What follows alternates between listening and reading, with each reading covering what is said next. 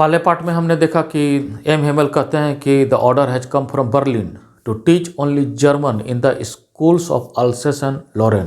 New teacher comes tomorrow. तो this is your last lesson, so be very attentive. तो चलिए आज हम लोग देखते हैं second part of the lesson, the last lesson by Alphonse Daudet. My last French lesson, मेरा अंतिम फ्रेंच लेसन था why I hardly knew how to write. क्यों मैं ठीक से लिखना भी नहीं जानता था। I should never learn any more. Franz thought that he would never learn any more. अब वो आगे कुछ नहीं सीख पाएगा। I must stop there then. मुझे उसी समय रुक जाना चाहिए था। Oh how sorry, Franz was very sorry for not learning his lesson. क्यों नहीं सीख सका? फॉर सीकिंग बर्ड्स एग्स और going sliding on the Saar. क्योंकि वो अपना समय जो है बर्ड्स का एक सर्चिंग में लगा देता था, या फिर जो सार जो रिवर है वहाँ स्लाइडिंग करने में लगा देता था। My books that had seemed such a nuisance. मेरी किताबें जो कुछ समय पहले तक एक न्यूजेंस हुआ करती थी, एक बेकार की वस्तु हुआ करती थी। And while a go so heavy to carry. अब मुझे काफ़ी हैवी लगता था उस किताबों को ढोने में। मेरी ग्रामर की किताबें और मेरे history of the saints were old friend. मेरी ग्रामर की किताबें और मेरे हिस्ट्री के बुक्स अब वही हमारे थे ओल्ड फ्रेंड, जिसको कि मैं छोड़ नहीं सकता था। और एम हेमेल भी, जब मुझे ये आइडिया आया that he was going away that I should never see him again, जब मेरे दिमाग में विचार आया कि अब एम हेमेल को मैं नहीं देख पाऊँगा, made me forget all about his ruler. उसके रूलर पर अब मेरा ध्यान समाप्त हो गया और उसके जो स्वभाव पर। Poor man, Franz thought that M Hamel was now poor, यानी oh poor man, it was in honour of this last lesson. अब मुझे पता चला, फ्रेंच सोचता है कि अब उसे पता चला कि किस कारण से एम हेमेल जो है उस दिन संडे के अच्छे कपड़े पहने हुए था। Because it was in honour of this last lesson. शायद लास्ट लेसन को सम्मान देने के लिए ही एम हेमेल और Sunday cloth. And now I understood. अब मुझे पता चला why the old man of the village. अब मुझे पता चला कि गांव के जो है बड़े लोग, why they were sitting there in the back of the room. आखिर क्लासरूम के पीछे की सीट पर आखिर क्यों बैठे हुए थे? It was because they were sorry. French thought that elders were also sorry that they had not gone to school more, क्योंकि एल्डर भी कभी स्कूल नहीं गए। और ये उनका तरीका है एम हेमेल को थैंक करने का for 40 years of his faithful service, जो 40 ईयर्स उसने अब वहाँ पर दिए।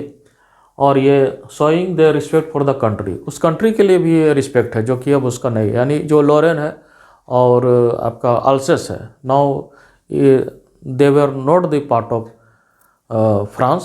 सो उसका कहना है कि ये उस कंट्री के लिए भी रिस्पेक्ट है। While I was thinking of all this, जब तक वह फ्रेंच इन सब चीज़ों को सोचता है तब उसकी बारी आती है, उसका नाम को पुकारा जाता है। I heard my name called. अब उसकी बारी है बोलने की। What would I not have given to be able to say that dreadful rule for the participle all through. वह ये कह भी नहीं सकता था कि उसे पार्टिसिपल के रूल नहीं आते हैं, और वो कहने का प्रयास करता है बहुत स्पष्ट आवाज़ में एंड विदाउट एनी मिस्टेक, बिना मिस्टेक किए ही वो कहने का प्रयास करता है। But I got mixed up, लेकिन पहले वर्ड में वह उलझ जाता है। And stood there holding on to my desk, और वो डेस्क को पकड़े हुए रहता है। My heart beating and not daring to look up, वो काफ़ी डरते भी रहता है French. I heard M Hamel say to me I want scold you little French. वह फ्रेंच ये सुनता है एम हेमेल को कहते हुए कि he would not scold him little friend। वो कहता है कि वह उससे नहीं डांटेगा। You must feel bad enough, यानी उससे पहले ही खराब लग रहा था। See how it is, देखो क्या हुआ है। Every day we have said to ourselves, प्रत्येक दिन हम लोग कहते थे I have plenty of time, हमारे पास काफ़ी समय है। I will learn it tomorrow, कल इसे सीखेंगे। And now you see where we have come out, देखो कि आज हम लोग किस स्टेज पर आ गए। और that is the great trouble with the Alsace, ये एक ट्रबल भी है विथ अल्सेस और लॉरेन दोनों के साथ, कि Alsace puts off learning till tomorrow, वो कल जो है सीखना बंद कर देगा। अल्सेस।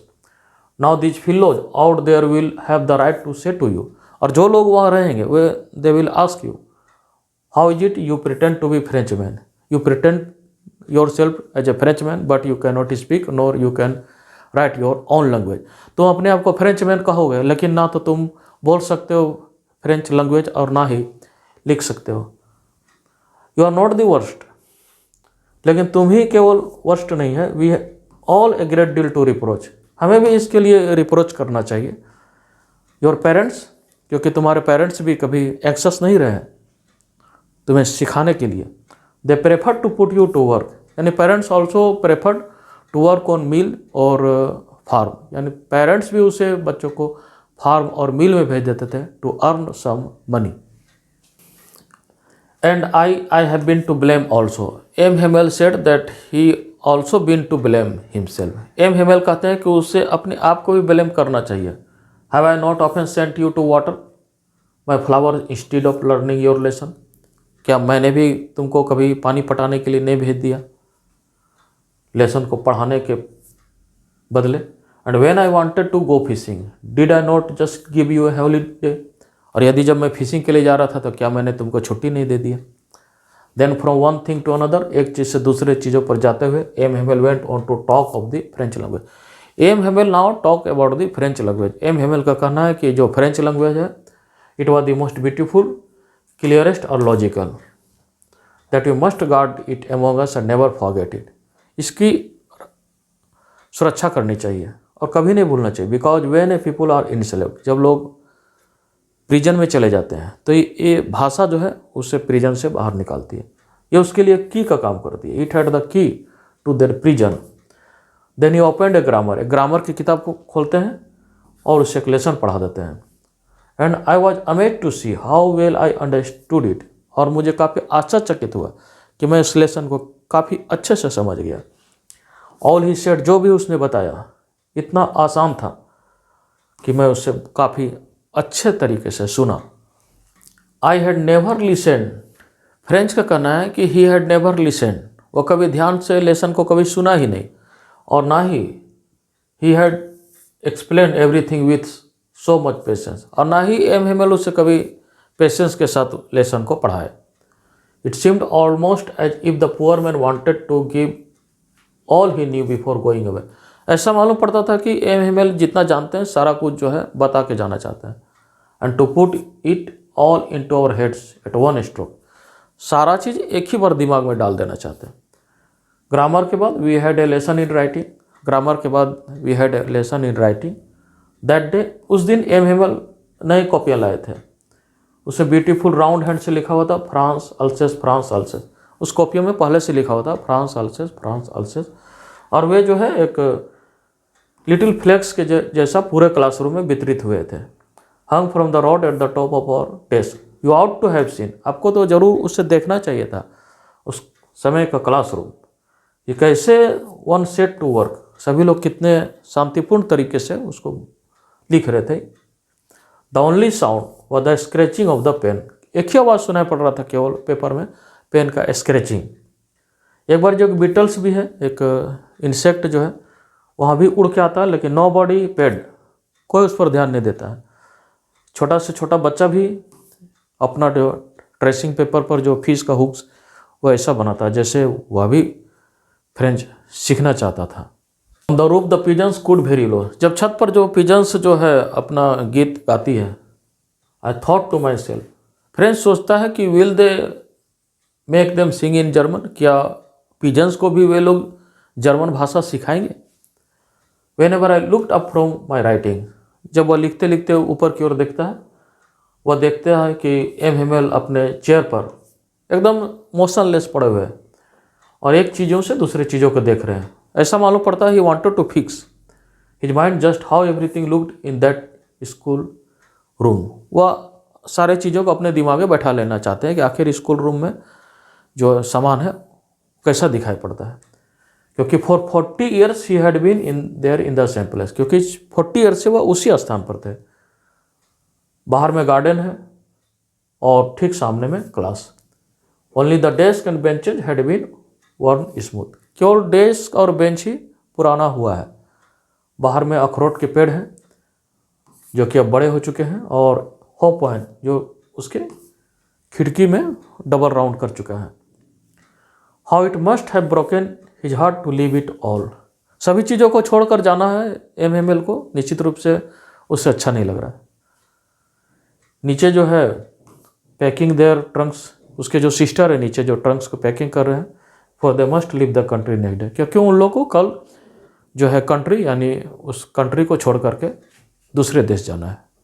But he had the courage to hear every lesson to the very last. He मतलब फ्रेंच, आज फ्रेंच के पास काफ़ी साहस है कि वो लेसन को अंतिम तक सुनेगा। After the writing we had a lesson in history. Writing के बाद एक लेसन हिस्ट्री में हुआ, और तब बेबीज की आवाज़ सुनाई पड़ता है, बा बी बो बू। Down there at the back of the room, जो क्लासरूम के ठीक पीछे। हाउजर, हाउजर माने one who makes house.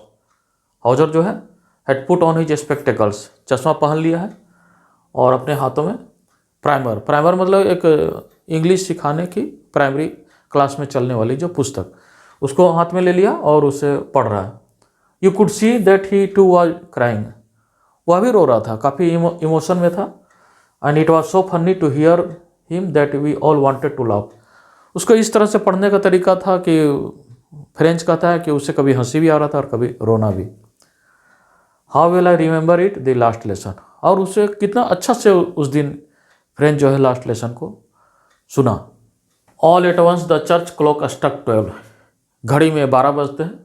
Then the Angeles, फिर जो प्रेयर जो होता है चर्च दोपहर का, वो प्रेयर होता है, और जो है same moment the trumpets of the Prussian returning from drill, और जो प्रूसियन जो सोल्जर है वो ड्रिल के बाद जो है अपने ट्रम्पेट के साथ, अपने नगाड़ों के साथ वापस लौटते हैं।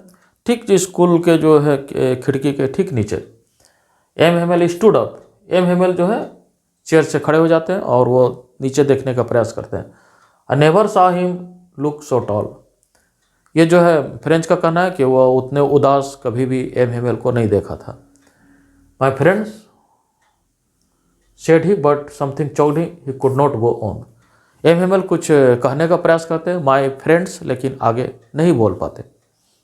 Then he turn to the black board, black board की ओर जाते हैं, एक चौक का टुकड़ा लेते हैं और as large as he could, जितना बड़ा वो लिख सकते थे उसने ब्लैक बोर्ड पर लिखा, विवे ला फ्रांस, फ्रांस की जीत हो, एक फ्रेंच फ्रेज है वैसा लिखते हैं। Then he stopped and leaned his head against दीवार, उसके बाद रुक जाते हैं और अपना सिर दीवार की तरफ रख देते हैं। He made a gesture to us with his hand, और अपने हाथ से ही इशारा कर देते हैं, कुछ नहीं बोलते हैं, हाथों से इशारा कर देते हैं। स्कूल इज डिसमिस्ड, यानी स्कूल अब स्थगित हो गया, यू मे गो, आप लोग जा सकते हैं।